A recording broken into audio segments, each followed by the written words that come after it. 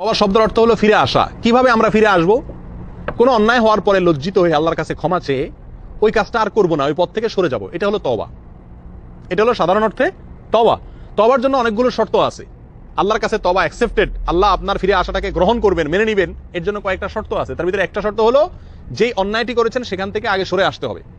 দ্বিতীয়ত হলো যে অন্যায়টি করেছেন তার জন্য আল্লাহর কাছে লজ্জিত হতে হবে।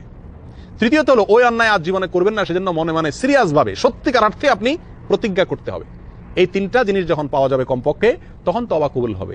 আর যদি তওবাটা বান্দার হক সংশ্লিষ্ট কোনো অন্যায় থেকে তওবা হয়, যেমন কারোর টাকা মেরে খেয়েছেন, সেখান থেকে আপনি তওবা করেন, তাহলে সেখানে আবার এই তিনটা শর্তের সাথে আরেকটি শর্ত যুক্ত হবে। সেটা হলো যার হক মেরে খেয়েছেন তার হক তাকে ফিরিয়ে দিয়ে তারপর আল্লাহর কাছে মাফ চাইতে হবে।